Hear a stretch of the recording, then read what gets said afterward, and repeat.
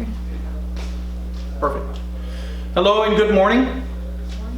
My name is Jaime Castro. I'm the Chief of Police for Laredo College Police Department. And I'm here today because we've been asked by SCAN to come in and give you an active shooter preparedness training. Don't expect that I'm going to teach you how to flip people over, going to walk out of here with a black belt or, Taekwondo or anything like that. But what I'm going to teach you is how to prepare for an active shooter situation, not only at work, but when you go out shopping with your family, when you go out to have dinner with your family, when you go to church with your family, when you go to vacation with your family. So I'm going to teach you how to prepare for that and what to look for. We have to stay observant. We have to stay vigilant. So with me today, I have two other members of my department. One of them is Sergeant Juan H. Garcia, and he'll present himself a little bit to you. And in the back, I've asked one of my lieutenants, Lieutenant Leopoldo Garivay, to come in and also monitor what we do because there's a lot. This is the first time that Laredo College Police Department has been asked to come out and do a presentation of this type to the public. These are presentations that we do for our faculty, our staff, and our students at both campuses at Laredo College. And we've been doing this for the last 10 years, okay? So it's something that we feel is very important. So a little bit about myself and how I landed here and why you're hearing me talk. I started my career not in law enforcement. I started out to be an ag teacher. I went to Texas A&I Kingsville in 1986 and I was there till 1989. Life got in the way. I don't regret it. I learned along the way. I enjoyed it and I made a lot of good friends. And so when I came back from Kingsville, I started my law enforcement career as a juvenile detention officer. I started at the very bottom. And I was fortunate enough to apply for, at that time was Laredo MHMR, right? Border Region MHMR. And I was asked, I was given the responsibility to go work as a caseworker for an inpatient unit dealing with narcotics, dealing with drugs, patients that had problems with drugs. And very quickly we became an in-house unit where we had to deal with not only patients that had drug problems, but that also had dual diagnosis problems. And that I learned very quickly was a world that I was not used to. You gotta understand, I was 22 years old. And I was thrusted into that position. But I learned very quickly, and I took that learning and that knowledge with me, and I moved on. I went to the Sheriff's Department. From the Sheriff's Department, I was a corporal, and then I went into other areas of law enforcement, and then I took a drastic career change. But I came back later on as a sergeant in the county at the constable's office. I worked there as a sergeant for 5 years. And because of my experience in other areas, such as a caseworker, I quickly was promoted into the gang unit. I was quickly promoted into pipeline, which is narcotics on highway interdiction. But everything went back to caseworker work because, believe it or not, at the time, I think we were servicing well over close to 10 counties. And if I remember correctly, it was not just Webb County. We were the only detox unit within the area, within 150 miles other than Satch. Okay? And so at the time there was also a private hospital. But anyways, why am I bringing that up? Because all of that made me who I am, and it helped me to understand how human beings react and how we present ourselves and how we prepare ourselves. I've been an investigator in narcotics, pipeline, motor vehicle investigations. I moved on, went to TAMU as the first investigator there. And then from there, I applied at Laredo Community College, and I've been there for 12 years. I started back as an officer, and I was now an officer with sergeants that used to be my officers when I was a sergeant. And so I rose up the ranks from sergeant to lieutenant, and I've been the chief of police for the last 2 years. As the interim chief of police, but I take it as a chief of police because I went in full force. And I've been doing this for the last 2 years, and I really enjoy it. I enjoy working with the students. I enjoy working with the faculty, with the staff. I enjoy talking to people. I enjoy listening to what they have to say. I look in the back and it says pledge to end sexual assault. And I want to thank you, first of all, to all of you for doing what you do. Because before we started, I asked you how many of you have been doing this for more than 10 years, and there's several of you. And let me tell you, when I worked there for almost 5 years, I didn't think I could make it. But I learned from people like Clara and all her friends and all my friends. And I learned to listen to people. And it takes a special person to do what you do. And why am I saying that? Because I'm going to come back to that when I do this presentation, okay? It takes a special person to deal with sexual assault, correct? Can you identify a sexual assault victim? How many of you say you can? Raise your hand. Very good, you can't, right? And yet I stand in front of you as a sexual assault victim. I carried that baggage even when I worked with her. There was demons inside of me that had to come out. I was molested at 14 years of age. And why am I bringing that up? What does that have to do with an active shooter? Because I want you to know how important your role is in our community. I stand before you because I am a victim. And yet it took people. And it took people in my acts to be able to allow me to bring that out. And because of that, I want to say muchísimas gracias to you all for doing what you do. Because I survived and I'm standing here before you, being able to give back to you what you all gave back to me. And that is a sense of pride, to own myself, okay? Now, without putting that away, what I'm going to teach you today is how to handle an active shooter preparedness for everything that you do. We're going to go into your office without you having to leave the seating areas where you're at. But before we do that, I'm going to have the sergeant step up over here so he can give you a little bit about himself, and then we'll dive right into it, okay? So I'm going to step over to the side and I'm going to let the sergeant come.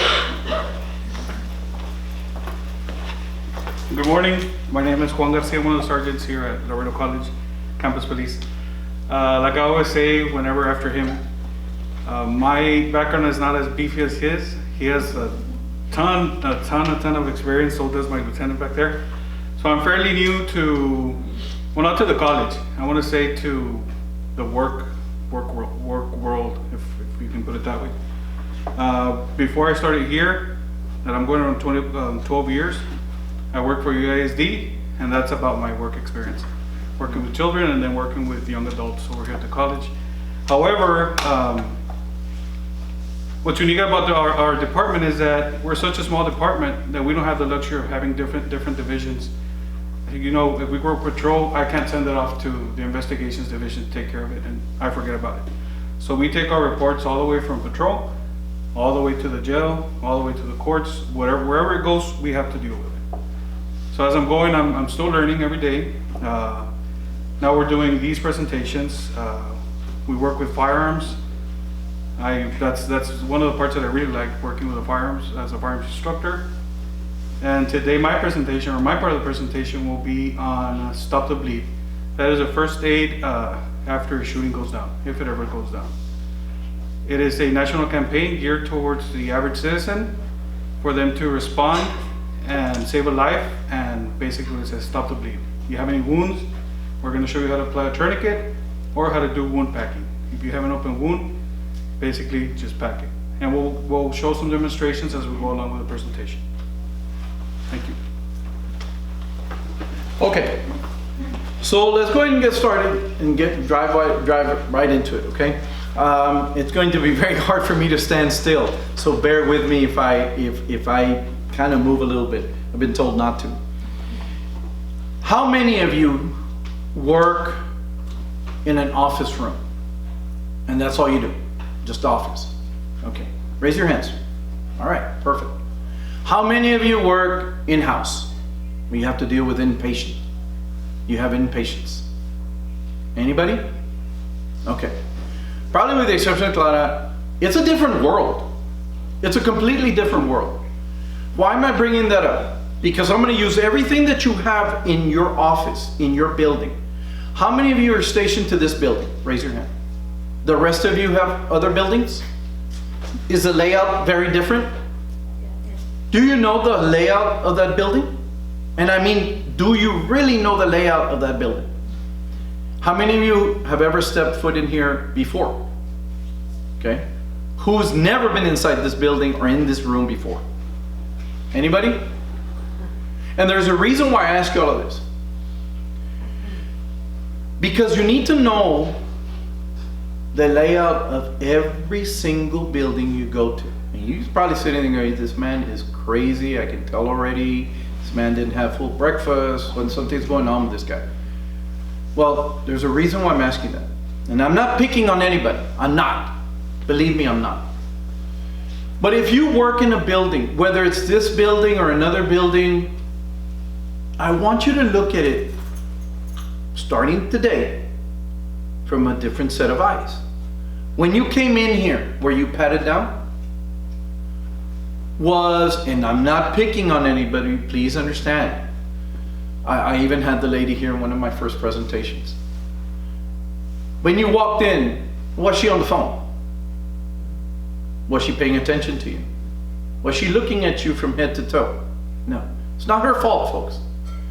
You've been conditioned that this is your sanctuary. You've been conditioned that this is where you come to work every day and you come and help people. There's nothing wrong with it.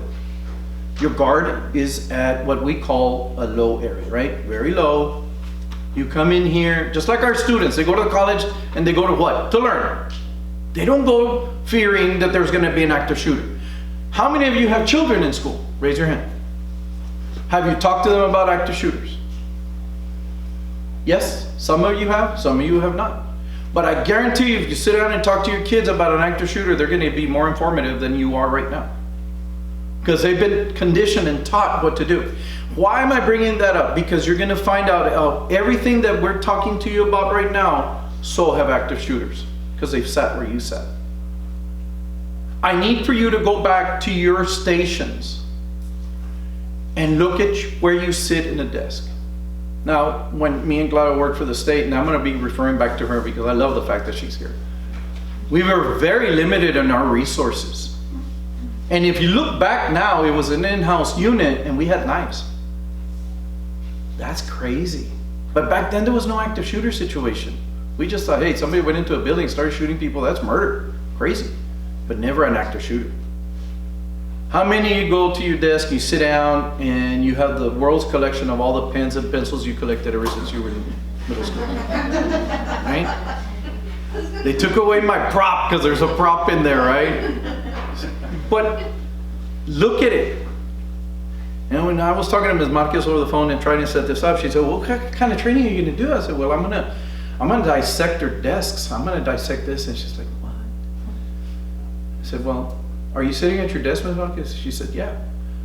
I said, do your employees, are they allowed to carry weapons? No, nothing. No weapons. No knives, no guns, no nothing. Okay. I said, all right. How about when they sit in front of their desk, is there a letter opener? And she just stayed quiet. Are there scissors? And she stayed quiet. Hello, are you there? Said, yes, I'm here. Over the course of our trainings, I've brought this up and people have said, no, I don't have a letter opener, but I do have scissors. No, I don't have scissors, I don't have a letter opener, but I have those little ones that you kind of put in there and the seams, you tear it off. What does it have in there? Have you noticed? It's got a little razor blade. So again, everything that I've learned over the years, I've put it together because it's going to help you and it's going to help me. So how does that work?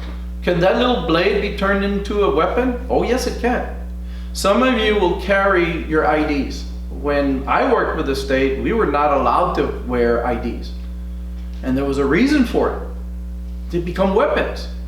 My officers do not carry those IDs, even though I constantly get into a challenge with some of our college administrators and say, well, we all carry IDs. Yeah, I'm not going to carry an ID. First of all, that becomes a chokehold for us if we get into a fight. Second, it becomes a weapon. I've already got enough weapons on me. They can be used against me. But I want you to go back and I want you to look at your desk and I want you to look and say, okay, how does that work with an active shooter? Because you're sitting across a desk on a person who has so many issues that you're not aware of, fully aware of. You may have their folder of what you basically learned, but you don't know everything. For example, you didn't know that I was a victim of sexual assault, did you? Do I look like one? No. But yet you're sitting across people who you don't know may be a ticking time bomb. You work with people inside residential units who may be a ticking time bomb. And you got to be prepared for that. How do you take that to the house? Well, first of all, how many go to the same church? Raise your hand. Nobody goes to the same church? Everybody's asleep? Maybe breakfast was real good. We're going to do jumping jacks a little bit. Okay, some of us do go to church. Some of us don't. That's fine. But you sit in the same place? Same place. Where? Front, back, middle? Middle. Towards the back, towards the front? The front. I was going to pass this class. You got it passed. You got it passed. And why do I bring that up? Because when you go to church, either you sit in the same place and you probably don't think about it because that's your haven, is it not? Isn't that where you go as a sanctuary to look for peace, to look for solace, to let go of everything that you've had for all week? So you go there to look for your peace. But have we not had church shootings? Over the 10 years that I've been doing this, active shootings have evolved. They don't stay the same. So if you go sit in the front place, in the very front pew, in the front, you do that because of whatever your reason is. But you're exposing the rest of yourself to the unknowns. For example, where the lieutenant's at, way in the back. If some of you go and sit in the very back where the young lady is back there, and the entrance is over here, which is where I would sit. Because I want to be able to view everything, right? Now I want to be able to get out of there as fast as I can. Don't ever ask me to sit in the middle because I will be the most uncomfortable child ever inside that church. I will be so upset, I will get out. I just don't like it. I've been trained that way. When we go to shopping at your local store, whether it's Walmart, Target, it doesn't matter. Do you know where the restrooms are? Those of you who have kids, do they know where the restrooms are? Yes, they do. Yes, they do. Don't lie. Yes, they do. Kids know where things are in stores.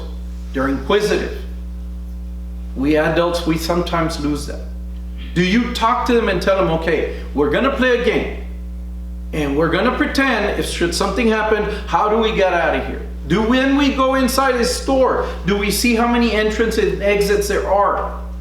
Maybe, maybe not. Do we go and have dinner at our favorite restaurant and do we sit giving our backs to the front door, or are we looking at the front door? Or do we allow that person to go say, okay, follow me, come and sit. And you pass all these good tables that are right there where you can see somebody coming in and they go place you in a corner where you don't see anything. Now, as police officers, I like to give my back to the wall so I can see my whole field of vision. I know you're not police officers, and I'm not asking you to be so. What I'm asking is to be vigilant. Why am I bringing all that up? Is because we're going to be talking about training objectives. And we're going to be talking about what to look for, how vigilant to be in an active shooter situation. So if you look at the first ones, and I do apologize for our PowerPoint because of the lighting. If you look at one on your sheets, we went ahead and printed them out. The training objectives. Define various shooting situations. Ways to reduce the effectiveness of an active shooter. Describe actions that can be expected from responding law enforcement officers. ways to control the bleeding, and safety tips. Everything that I've started talking to you about, it's right there. Everything. Okay? I'm going to give you safety tips. He's going to show you how to control the bleed. I'm going to tell you what to look for. I'm going to tell you how to put all of this together, as complicated as it's going to sound. And you're going to walk out of here saying, I feel a little bit better on how to handle a situation, how to prepare myself for a situation. Okay? So first of all, what's an active shooter? Does anybody know what an active shooter is? Give me your own idea of what an active shooter is. Anybody? By the way, we give out nice little prizes, if that helps any. What's an active shooter?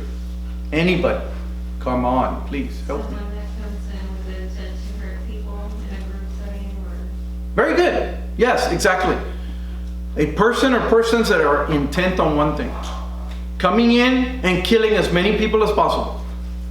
It doesn't matter if they are a male or a female. It doesn't matter if you have a Gucci purse or a Louis Vuitton or you have a 13 plus 13. It doesn't matter, folks. It doesn't matter. It doesn't matter if you have a $10,000 or $20,000 ring on. They don't care about that. They care on one thing, and that is to come in and kill as many people as possible. Their motives are much different than yours. Much, much different. Can you tell an active shooter from a regular person? No, you can't. The crystal ball for that hasn't been created yet. Okay? There's no way you can identify them. But they're intent on one thing, and that is to kill as many people as possible. Now, when you hear the word active shooter, what comes to mind? What kind of weapon comes to mind? A gun. A rifle, correct? But the word active shooter in itself has distorted what an active shooter really is. And that is a person or persons, male or female, that are intent on one thing, and that is killing as many people as possible. Can I kill as many people as possible with a knife? Yes, I can. In Houston, Texas, there was a college student at a college campus in Houston. He was the model student for that month. His picture was hanging in the library. And yet, he went to the grounds where students are studying, right? Sitting down, looking at their books, studying, preparing for the test or preparing for class. And all of a sudden, he takes out a box knife cutter. And he starts slashing students.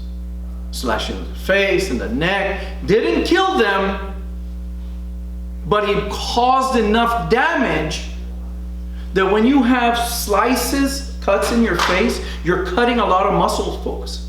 And that requires a lot of surgeries. So he went on this rampage of cutting students.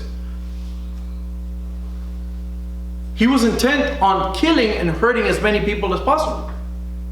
Who do you think stopped him? Take a guess. Who do you think stopped him? Students, correct. The students stopped them. And 9 times out of 10, it's going to be the people around that are going to stop that incident. Because by the time law enforcement gets there, maybe 2 minutes, maybe 3 minutes. For example, in our college, my officers must respond to a call no more than 2 minutes from the moment it went in. It is unacceptable if my officer gets there 5 minutes. Why? Because we are a community within a community. Okay? Now I want you to imagine Laredo, Texas. Even though we have a great Laredo City or Laredo police force, you have an incident, for example here, heaven forbid, you have an incident here. SCAN. Situation happens. You have somebody with a knife or a gun. How long do you think it's going to take officers to get in here? What may seem a lifetime? Now I want you to take a step further, and I want you to look from your building out. How are your streets around here? Are they congested with cars? Oh, yes, they are.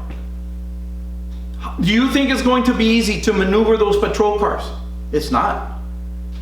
Now, I want you to take another step further back and say, would those ambulances be able to come in here? Menos. So who will be the ones that will stop this incident? You will. Okay?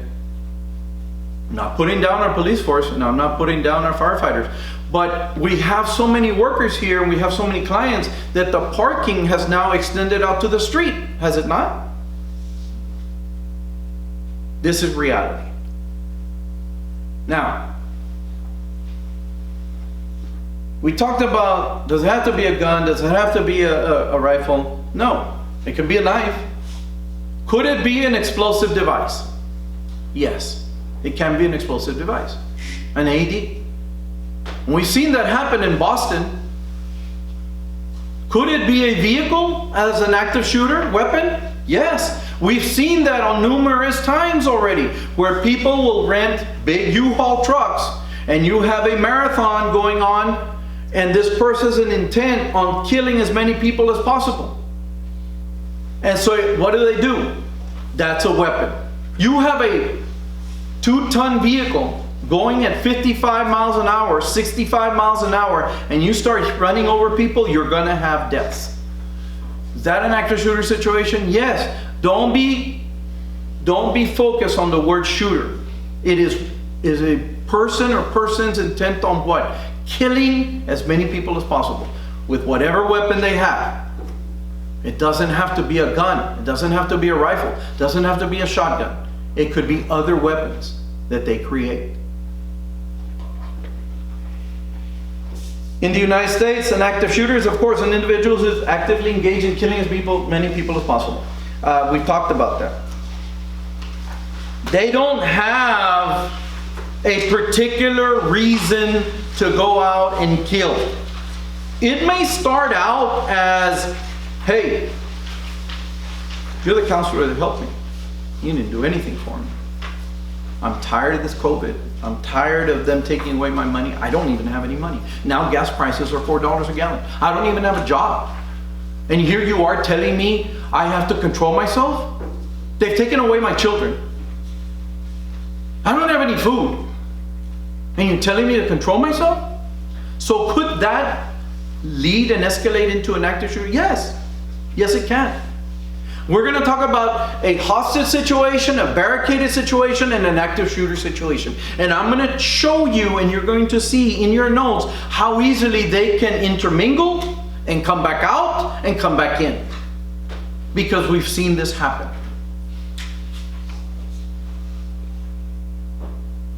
And of course, because some of these incidents last anywhere 10 to 15 minutes,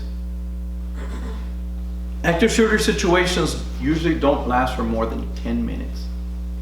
And for every single time that I can pull the trigger, I'm killing as many people as possible. Okay? That's all it takes.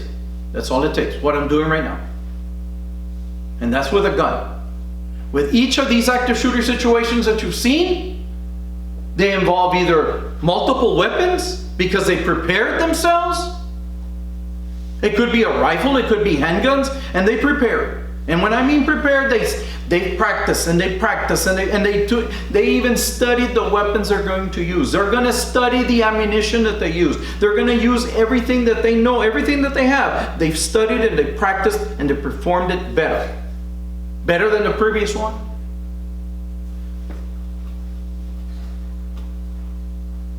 How can you prepare for that? I've never shot a gun in my life, Chief. I don't know. I've never shot one. I can't tell you between a revolver and an automatic. I don't know what that is. But you can prepare for it if you prepare yourself the right way. Semi-automatics have a tendency of jamming. So if you were in an active shooter situation and you hear boom, boom, boom, boom, boom consecutively, you can say, okay, that sounds like a semi-automatic weapon. A revolver is different because it's cylinder. You could probably even hear casings dropping and you say, okay, that sounds like a semi-automatic or a rifle. But the more you prepare yourself and you say, wait a minute. How can I prepare myself? You start preparing yourself by doing research, by finding out, what can I do? You're going to find out that some people will say, yeah, that was a semi-automatic. I've heard it before. I used to shoot it. I was in the military. I did this, I did that. okay? Or my husband has one and he shot it and he's asked me to shoot it and I can tell. Or I can't tell, I've never shot a gun